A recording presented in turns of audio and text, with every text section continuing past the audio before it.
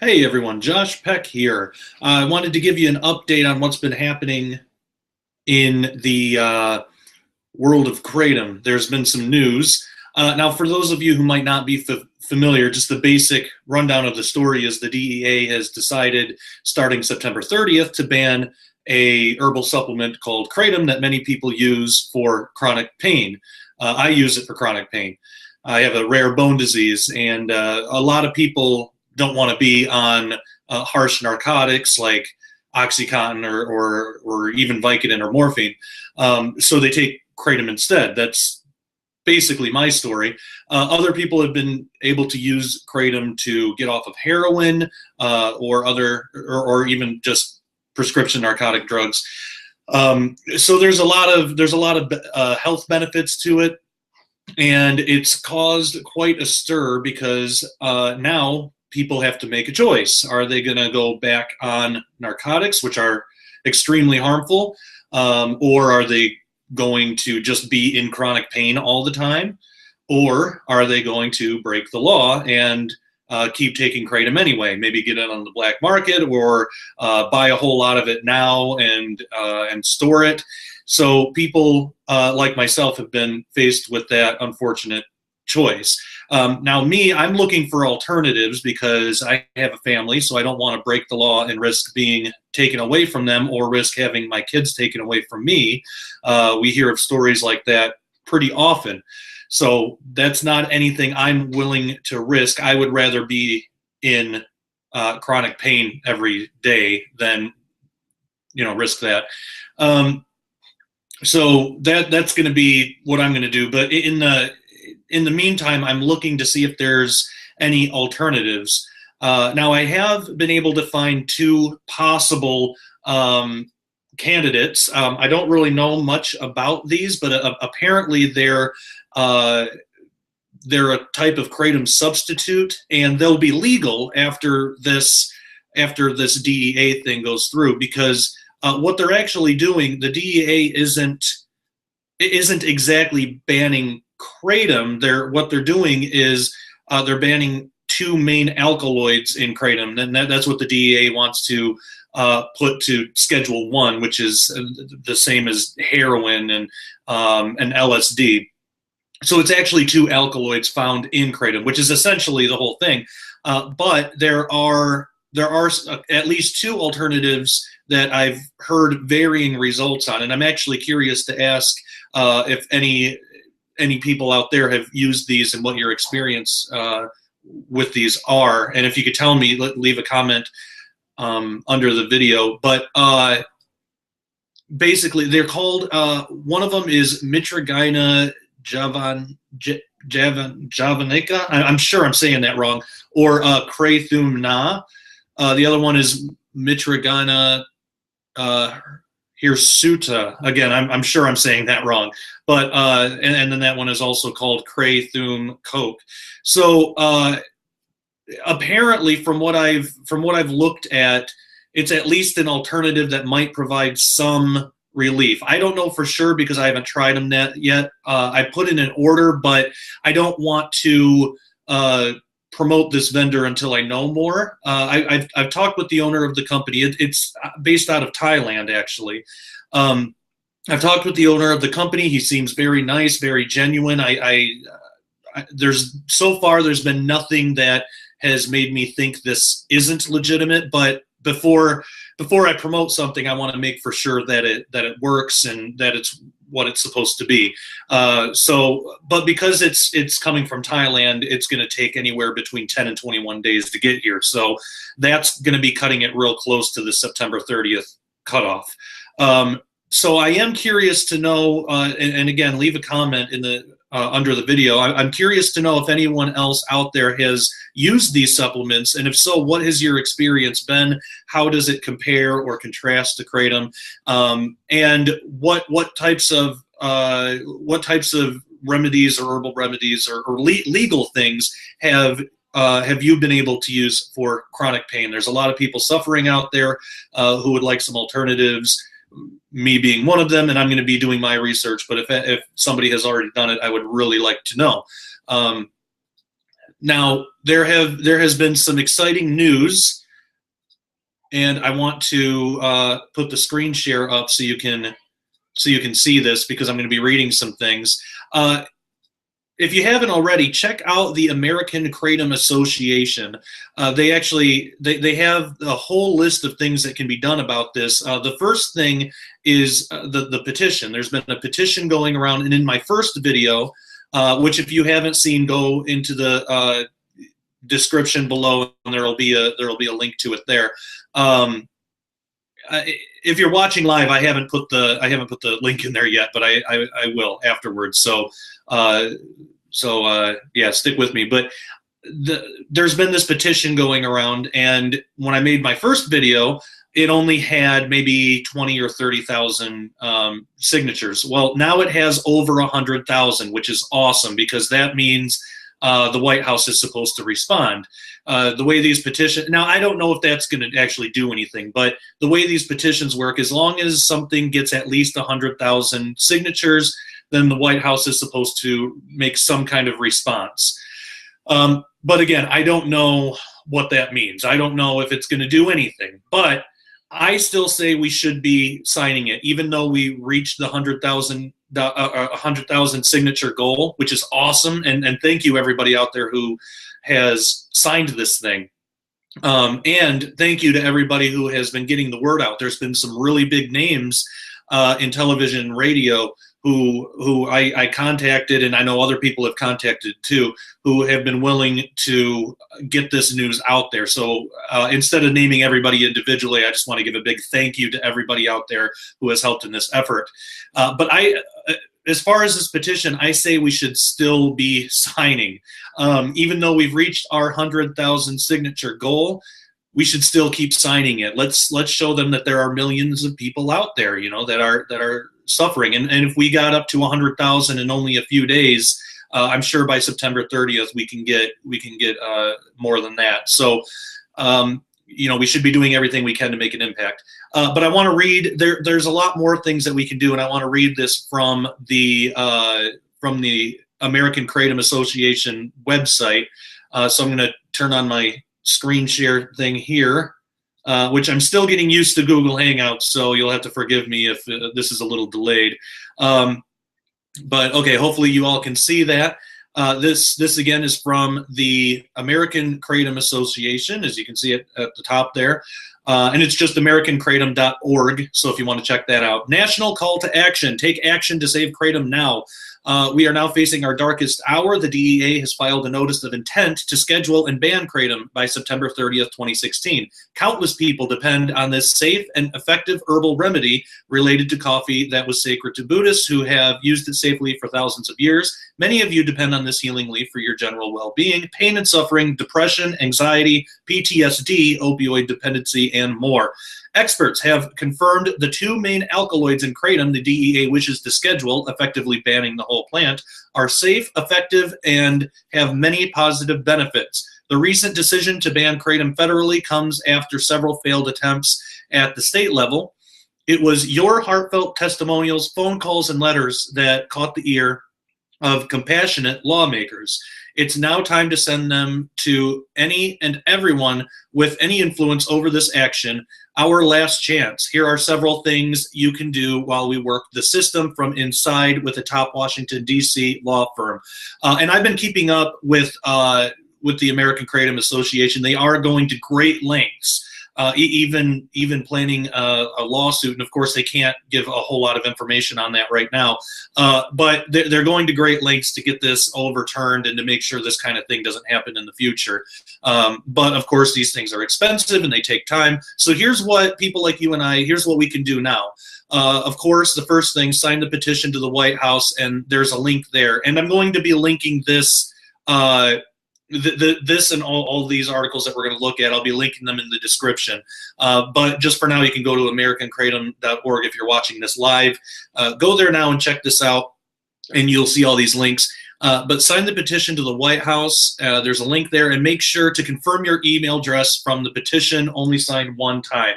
Once you sign, you'll have to go into your email and confirm that it's real, because They want to make sure real people are signing.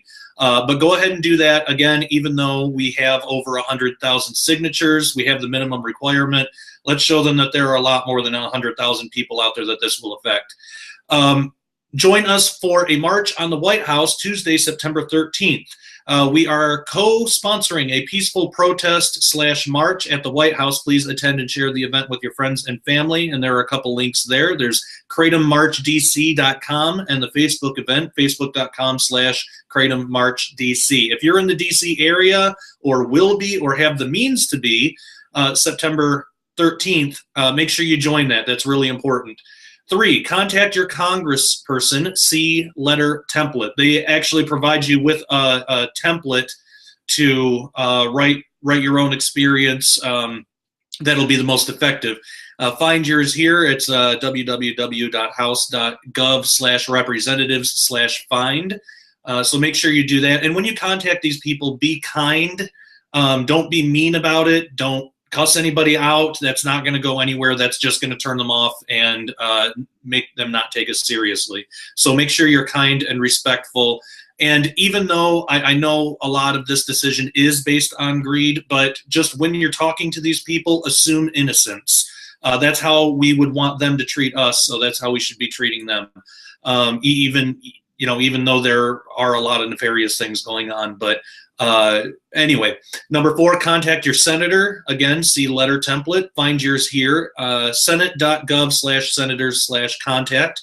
5, email the Assistant Secretary of Health. Email Karen B. DeSalvo, the Assistant Secretary of Health. Emails and letters must be documented by all federal agencies for proof. Phone calls are effective but aren't documented in the same way. Please send any information you have from doctors, nurses, researchers, or papers from PubMed.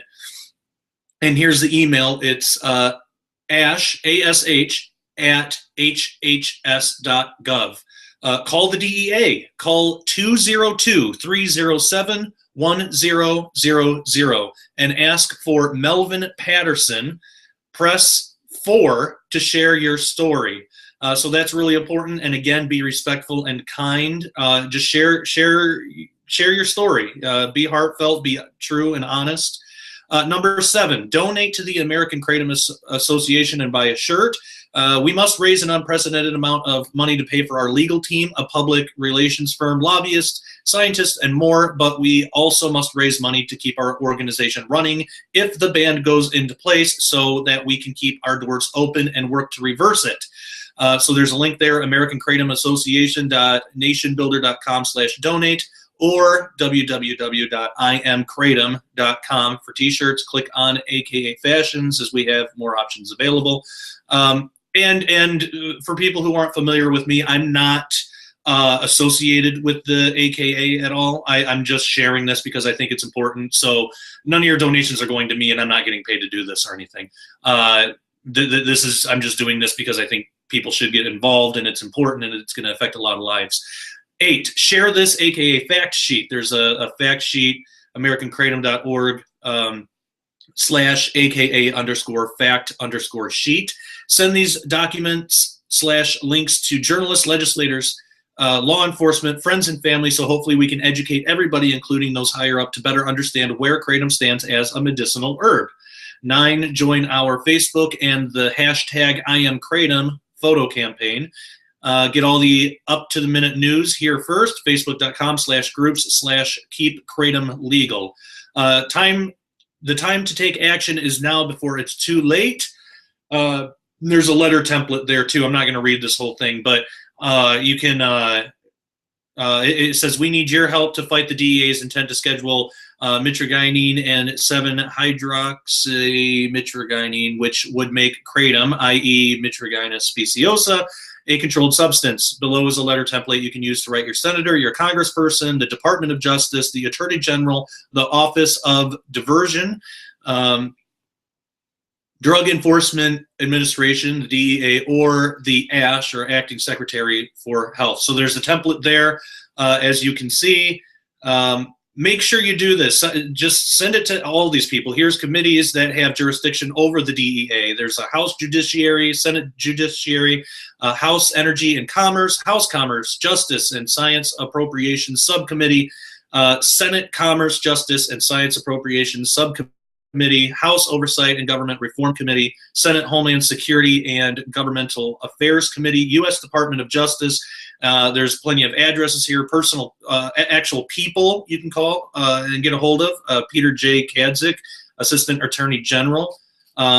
There's links. Again, I'm not going to read through this whole thing because there's a lot, but there's a lot that we can be doing. It's there's more than just signing a petition. So make sure you check out AmericanKratom.org and check this out. Also, I wanted to. This is the petition I wanted to show you because this is really exciting. Right here, if you can see that, as of right now, it says 106,754 people have signed, which is awesome. This needs 0 signatures by September 29th to get a response from the White House. But again, sign anyway. The more the better. So there's information here. It's just a short paragraph. It says Schedule 1 drug substances or chemicals are defined as drugs with no currently accepted medicinal use and a high potential for abuse. This is not true for kratom. It has been shown numerous times in reports from users to help overcoming opiate addicts, treat pain, combat depression and anxiety, and much more. Deaths that involve kratom being a person's system have always been from the result of mixing kratom with other drugs rather than kratom alone. In states that banned kratom, Alabama specifically, opiate usage and deaths went up after kratom was banned in the state. Please stop the DEA from scheduling kratom as Schedule 1. There are many people who will suffer from this. And I would make the argument there are people who will die from this decision. There are a lot of people. Because, again, we're going to have to make that choice. Are we going to either be illegal and keep using kratom anyway and risk going to prison? Or are we going to go back on narcotics and risk death? Or are we just going to deal with the chronic pain and risk things like depression and suicide? I mean, there are disabled vets, people who have served our country, that are going to suffer from this. Now, even the Huffington Post is reporting on this, and even the Huffington Post is sympathetic towards us kratom users, which is amazing. And I was really happy to read this. For me personally, and not that I want to turn this into a big political thing, but for me personally, it's rare that I agree with the Huffington Post, but I definitely do here. More than 100,000 people urge Obama to stop the DEA from banning kratom. A new petition responds to news that the feds are making the herb a Schedule 1 controlled substance. And the reason that I'm actually showing you these physical articles is so you can go grab the articles and share them around because this is important. Raising awareness is important. All right, so over 100,000 people are calling on President Barack Obama to intervene after the DEA announced plans to wage war on kratom, a natural substance that has been touted as an effective treatment for a variety of symptoms, including opioid addiction. The petition, posted last week to the White House's We the People platform, challenges the DEA's claim that active ingredients in kratom deserve to be placed in Schedule 1 under the Controlled Substances Act alongside drugs like heroin and LSD. Schedule 1 drug substances or chemicals are defined as drugs with no currently accepted medical use and a high potential for abuse, reads the petition. This is not true for kratom. It has been shown numerous times in reports from users to help recovering opiate addicts, treat pain, combat depression and anxiety, and much more. And again, just to break off from the article for a minute, I am a walking, living, breathing testimony of those exact things because that has been my experience. Anyway, continuing on, the plea also contends that a kratom ban enacted in Alabama earlier this year led to an increase in opioid overdose death, a claim that appears too early to confirm. With over 100,000 signatures as of Thursday morning, the petition has reached the threshold that typically requires a response from the administration. But it's unclear if the White House will give one before the ban is set to go into effect. So that's the unfortunate thing. We don't know if anything is even going to come of the petition, but again, we still should do it anyway. Because if we don't do anything, then definitely nothing will happen. At least if we do something, there's a chance. In a notice published in the Federal Register last week, the DEA signaled its intent to ban kratom in order to avoid an imminent hazard to public safety. The action, set to go into effect at the end of the month, would last 2 years, during which the government could decide to make the ban permanent. The DEA didn't ask for public comment before making the announcement, completely surprising kratom advocates, including one of the nation's largest advocacy groups. Rather than having an emergency scheduling, why not host a summit meeting with all of the groups and organizations and investors that are out there selling this product and say, hey, these are our concerns. If you don't clean this up, this is what we're going to do. Susan Ash, founder of the American Kratom Association, a nonprofit that supports kratom consumers, told the Huffington Post last week. Why not go to the sources that they're having the problems with? And I got to say, on a personal note, Susan Ash is awesome. She's got a really interesting story, but I've had a little bit of personal contact with her. I emailed her asking for somebody from the AKA to be able to give an interview for all you guys for my channel. I haven't been able to follow up with that because my son is about to be born literally any day now, and I don't want to schedule an interview than have my wife Christina go into labor and have to reschedule. I'd rather just wait till that's out of the way, since it's a matter of days now, and then schedule these interviews and things. So stay tuned on my channel, subscribe, because more is coming. Kratom is made from the leaves of Mitragyna speciosa, a Southeast Asian tree related to coffee, and has been consumed in Asia for millennia, typically as a tea or powder. The herb contains alkaloids that appear to activate opioid receptors in the brain and reduce pain. Although most opioids have sedative qualities, low to moderate doses of kratom serve as a mild stimulant. These characteristics have led advocates and some researchers to claim that kratom is effective at treating a variety of ailments. Many users say they've turned to the herb as an alternative to prescription drugs like painkillers or anti-anxiety medication. Others say it has shown promise as a maintenance drug or a step-down treatment to help recovering opioid addicts. Because kratom satiates opioid cravings, some users have been able to wean themselves off harder prescription narcotics and even heroin.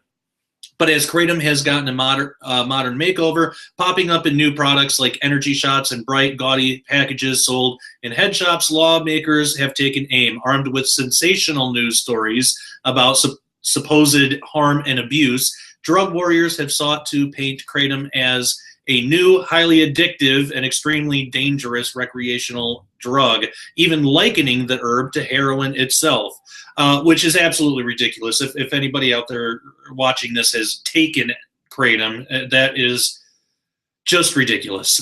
Initial studies have suggested kratom does have some addictive potential, but many of the reports warning of relapses and self-destructive behavior have centered around individuals who had existing opioid abuse disorders and who were in mandatory abstinence-only drug treatment programs where they may have been going through painful withdrawals without the help of medication.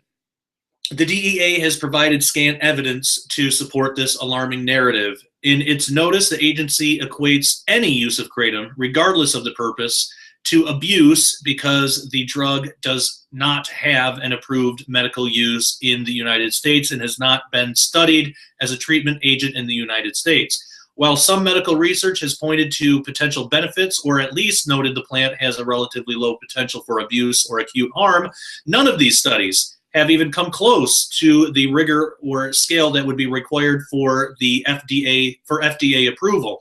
That's not surprising, considering the process can cost pharmaceutical companies billions of dollars. Moreover, Big Pharma has little incentive to seek approval for plants like kratom, as corporations can't exactly patent leaves that have been around for millions of years.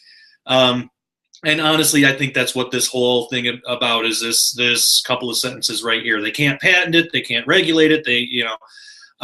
So they're just going to ban it. So we have no choice but to according to them, we have no choice but to use the drugs that they provide, that they can sell and upcharge. And anyway, instead, the DEA is relying on isolated reports to back up its contention that kratom prohibition is urgently needed. The notice cites the Centers for Disease Control and Prevention's recent decision to declare kratom an emerging public health threat. The CDC based this move on 660 calls to U.S. poison centers related to kratom in the 6 years from January 2010 to December 2015, and 555 positive drug test results for kratom from December 2014 to March 2016.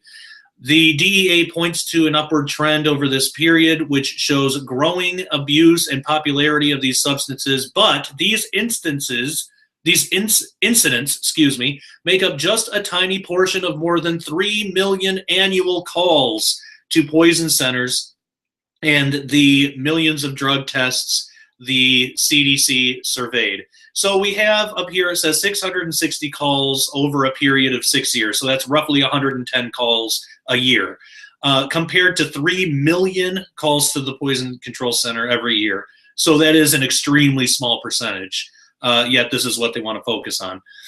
The agency also claims there have been numerous deaths associated with kratom, yet fails to provide an example of one in which the herb was found to be the only contributor. So they haven't even been able to find one death where it was only kratom. Such a case does not appear to exist, and most users report that consuming too much kratom will only lead to nausea and vomiting.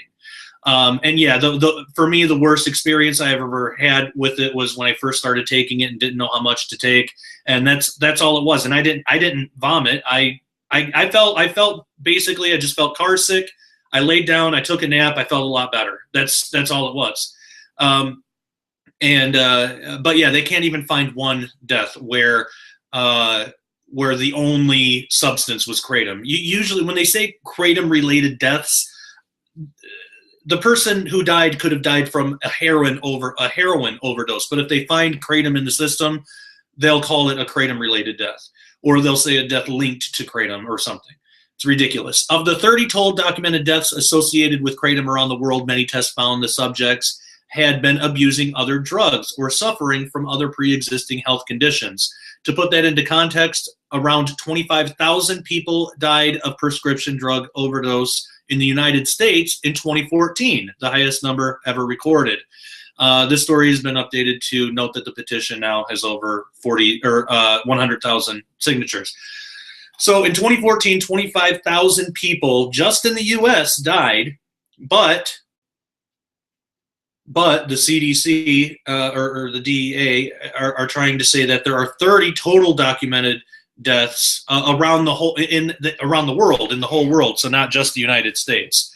Absolutely insane. So this is why we have to take action, and this is why we have to do things like sign petitions and go out and do interviews and make videos on our channels and stuff like that. We all need to get involved.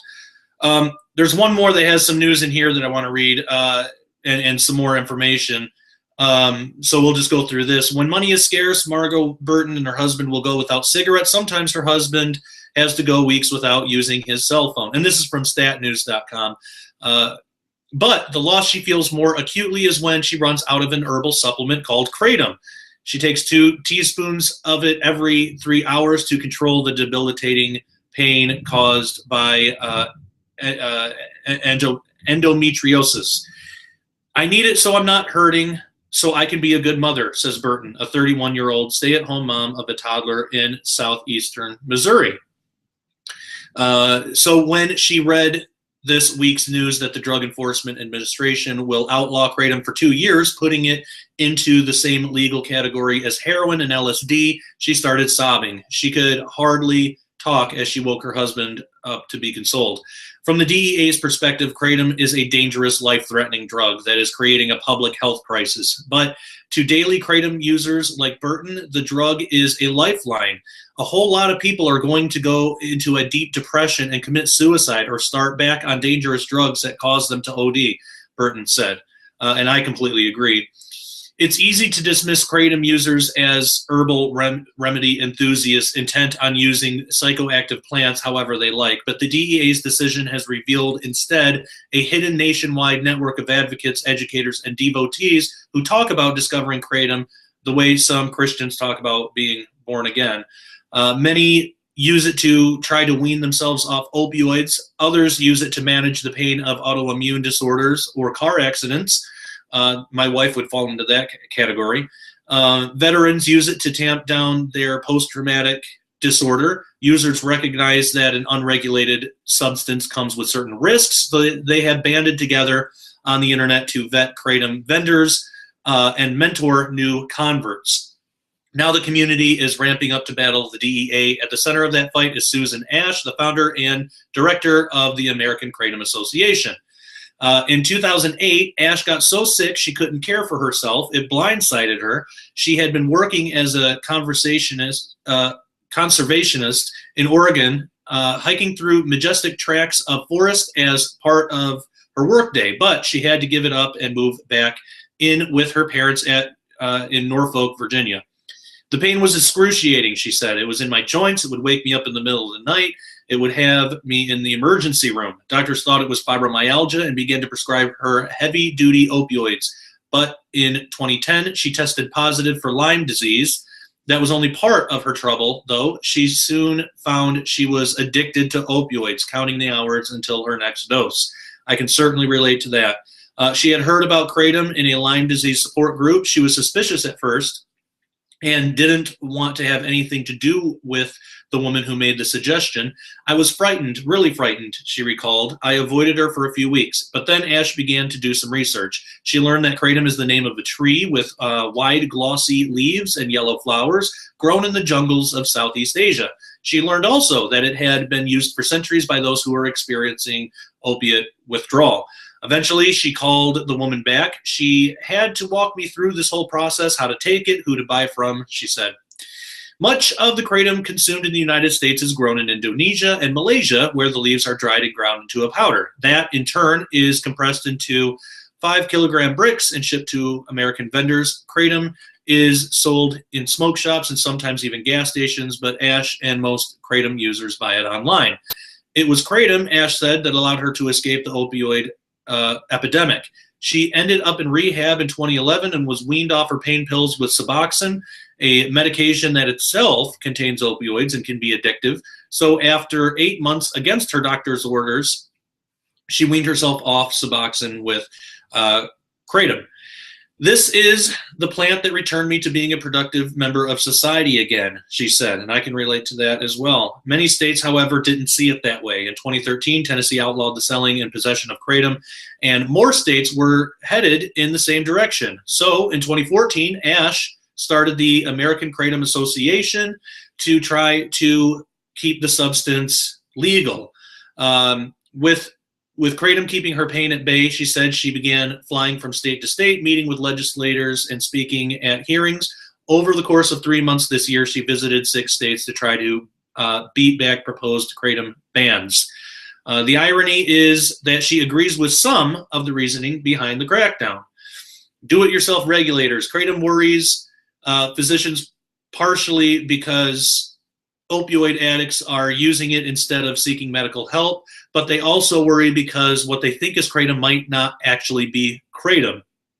Something like that happened to me. I had bought kratom from kind of a shady online thing, and it turned out, at least what I suspect, it was cut with green tea, so it didn't really do anything. But it could have been worse than that. So I mean, there are dangers here, but there are solutions as well. And I think that narcotics are way more dangerous for a lot of reasons. But continuing on, here's the problem in the United States, explained Dr. Edward Boyer, an emergency physician and toxicologist at Boston's Children's Hospital, who has done research on the substance. If I walk up and buy a bag of kratom, I don't know what's in that. Is it kratom? Is it some plant matter to which an opioid has been added? There's evidence that some unscrupulous businessmen have taken plants and sprayed hydrocodone on them, which that's pretty awful. That's because of the Dietary Supplement Health and Education Act of 1994, which prevents the FDA from regulating dietary supplements unless they are sold with packaging that claims they have medicinal benefits. And again, if they want to have packaging that claims that, a company would have to spend billions of dollars in research, and they would have to get it approved, and it just doesn't happen. So the FDA has this set up where they are prevented from regulating these dietary supplements, which is why so many times, again and again, we hear of dietary supplements being blocked, or somebody going to jail because they promoted something or said that it had health benefits, or it's ridiculous. It's a horrible system. As more and more states have looked into banning kratom, the FDA has also been cracking down, outlawing its import and ordering the seizure of any batches that do make drug claims. But as FDA spokesperson Lindsay Meyer told STAT in July, we have very little power over supplements. And that's something that Ash, suspicious as she is about government regulation, worries about. There is a problem with some rogue industry people out there putting things into kratom that may or may not be natural. You don't want people to be nervous that it's a huge, widespread problem and never take kratom, she said. So some kratom users have formed a kind of do-it-yourself FDA, approving or denying certain kratom vendors, trying to make sure that the stuff they are putting into their bodies every day is safe.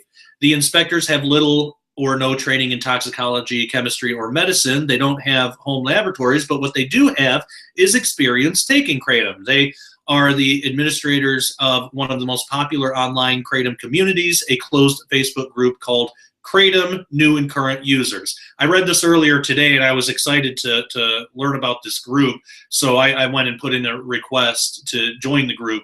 And I suggest that anybody out there, if you're not already, go ahead and put a request to join, because this looks like it could be extremely beneficial and informative.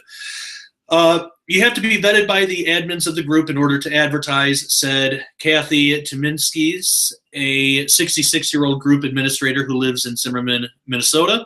To kratom sellers, the vetting process is worth it. The group has over 13,000 members. Once they start advertising in there, they're going to get a lot of business, said Margot Burton, the mother in Missouri who's another administrator. And that's really interesting. I live in Missouri too. So the vendors agree to fill out the Facebook group's application forms, send the administrators a copy of their business license, and send off samples to independent laboratories to be tested for contaminants such as salmonella and E. coli. The vendors then pass on those lab reports to the administrators of the group. See, to me personally, I think this right here is exactly how it should be. The more that I see this kind of stuff, like these DEA bans and everything, I think we can take care of ourselves. You know, I mean, of course, there are going to be people out there that abuse it and take it for recreational purposes, but why should it be that people like that and then end up getting sick or going to the hospital over it or something? Why does that small minority of people, I mean, if that was even in double digits, it would surprise me. Why should they be allowed to ruin it for the rest of us? Hundreds of thousands of people, if not more, across the country who use this responsibly and who just want to treat their illness and not be in pain and not be addicted to hard narcotics and things like that. Especially when there are people who are willing to take time out of their own lives to vet this stuff. I mean, that's amazing. God bless these people that are doing this in this group and actually going through all this trouble to get this stuff tested so they can get information out there about what's reputable and what isn't. That's amazing. So that's what they do. But they also need to send something else, samples of their products. Usually vendors send 3 ounces of each of the 3 different strains. We're kind of like the guinea pigs, says Burton. If you've been taking it for as long as I have, you know what it looks like and what it tastes like, said Shannon Scatolini, a 40-year-old legal assistant from Corvallis, Montana, who has been taking kratom for over 12 years and who said she used it to wean herself off opioids. Users describe the taste as earthy and bitter, and as Scatolini said, it's as fine as powder, so it's easy to see if there's some kind of contaminant. Once, one of the inspectors found a shard of glass glittering in the green powder. They did not warn their 13,000 followers about that producer, though. We just didn't accept them, said Scatolini, and we didn't allow them in our group. Scatolini and Burton say that none of them has ever gotten sick from the kratom they've tried, and they've provided STAT with examples of reports from a Michigan laboratory showing that samples of kratom have been tested for bacteria, mold, and yeast. For Burton, being one of the self-appointed watchdogs of the kratom community comes with an added bonus. I live check to check, she said. There were 2 times where I was about to run out, and then I got a vetted vendor sample, and it held me over until we got a check and I could order more. And that's really cool, you know, and I got to say there have been a couple of vendors out there who have provided me with free samples too when I just simply couldn't afford it. And there's been some really, really nice people that are willing to help, because a lot of, I think, at least the ones I've had experience with, a lot of vendors aren't only in this just to make money. I mean, it is a business, of course, but a lot of them just want to help chronic pain sufferers, and they're willing to. So I've had really good experiences in those regards. On most mornings, if her daughter isn't up yet, the first thing she does is go to the mason jar of kratom on her kitchen counter. She takes a drink of sweet iced tea from a cup that's ready in the fridge. She pours 2 teaspoons of greenish powder into her mouth and then washes it down with another gulp of tea. It's a method she calls toss and wash. I used to take it like that too. Then I started mixing it in with like yogurt or something like that, and that works out. I only took 1 teaspoon. Now I take capsules. I take about between 4 and 6 a day. That's usually enough. But anyway, some people take capsules, she said. Some people parachute it. If you don't have capsules, you wrap it up inside tissue or fruit roll-up or flattened candy in order to mask the taste. But those daily rituals will soon become a criminal offense. Stocking up while it's legal. This is something I know people are doing this, and I totally understand. But while I sympathize and I totally get it, and I would never blame somebody for doing this, I personally don't recommend it just because the risk is really high. I mean, if you're caught with this in your car or something, if you get pulled over and a cop finds it in your car after September 30th, you could get in trouble. I mean, it's Schedule 1 is it's the same as having heroin or LSD or something. So I would want people to be careful, but I also don't want people to be in pain. So I totally get it. Anyway, continuing on, this is not a woulda, coulda, shoulda, said Russ Bayer, a spokesperson for the DEA. This is definitely going to happen as early as September 30th, 2016, or shortly thereafter. The agency defended its action, saying it was aware of 15 kratom-related deaths worldwide between 2014 and 2016. So over 2 years, worldwide, 7 billion people, they're aware of 15 kratom-related. And again, not a single one of those has been confirmed to be kratom only. It's kratom related, meaning somebody could have died some other way and they find kratom in their system. So it's ridiculous that they're even using that to justify what they're doing. They either don't care or they think we're idiots, or most likely it's both. Anyway, kratom advocates, however, say these terrible effects are always caused in conjunction with other drugs, and they're hoping to hash that disagreement out in court. We're in the process of hiring a federal lobbying firm, a PR firm, and an expert toxicologist who can challenge the DEA's claim that there have been deaths tied to kratom, said Ash. She is also looking for lawyers with experience fighting the DEA, as are some kratom vendors. The ban on kratom will last 2 or 3 years. During which time the Department of Health and Human Services will determine whether kratom possesses a threat to public health. If studies find that it does, kratom will remain illegal. If not, the ban will be lifted. And again, 2 or 3 years is a long time to be in kratom, to be in chronic pain and not have kratom to treat it. How many deaths, just for what this paragraph is saying here, how many deaths are going to occur in those 2 or 3 years? While the Department of Health and Human Services are figuring out what they want to do. And that's even if the ban gets lifted. There just shouldn't be a ban to begin with, and they should do their research now instead of jumping the gun. But anyway, it has happened before. A drug called TFMPP, often thought of as a stand-in for ecstasy, was banned by the DEA in 2002, only to be legalized again 2 years later. In the meantime, kratom users are scrambling to buy as much of the greenish powder as they can while it's still legal.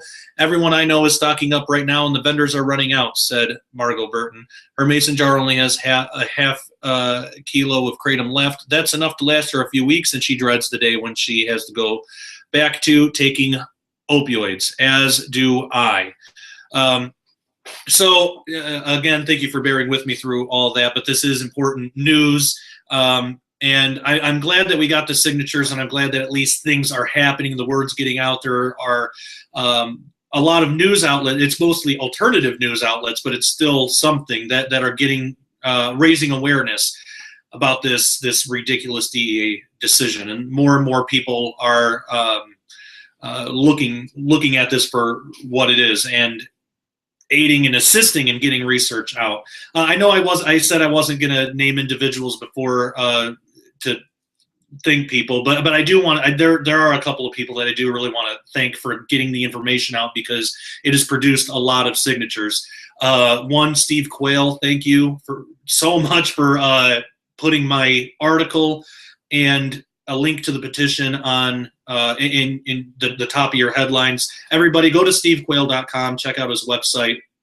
I also want to thank, in advance, I want to thank John B. Wells of Caravan to Midnight for agreeing to have me on to talk about this issue. We're still working out scheduling for an interview, because again, I have some that is due to arrive any day now. So I don't want to schedule an interview then have to cancel, and I'd rather just wait and do it when I know that I can. But Caravan to Midnight, amazing show, lots of great information. And so a big thank you to everybody there for agreeing to have me on.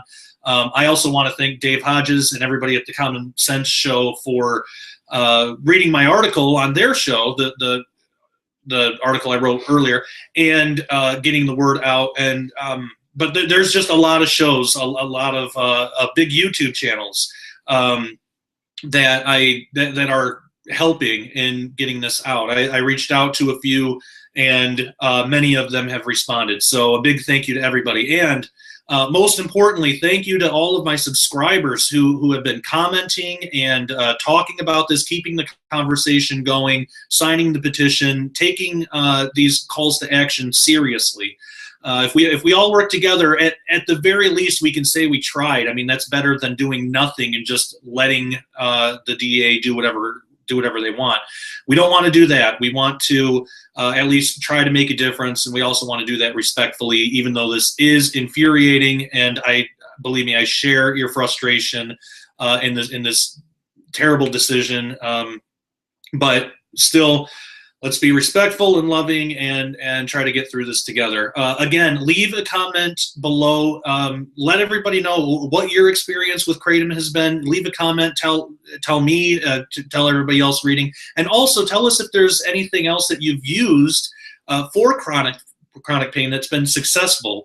Again, like I said at the top of this video, I've come across 2 strains that might be something, but I'm not familiar with them, and I don't want to promote them until I've tried it myself, and until I can at least give you some kind of anecdotal response and tell you if it worked for me or not.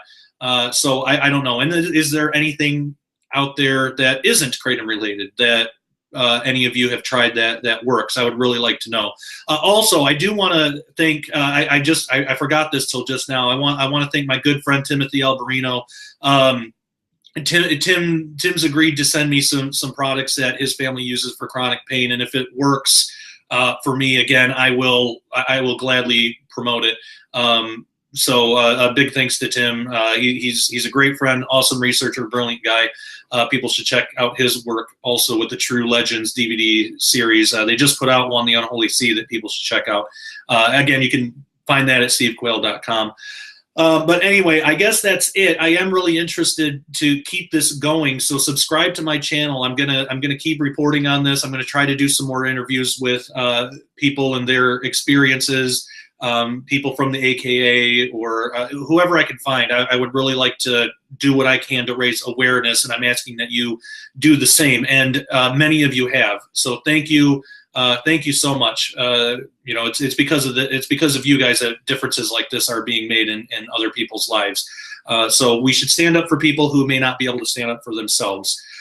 So all that being said, thanks again. Leave a comment, subscribe, share this around. Let's get the word out. As always, take care and God bless.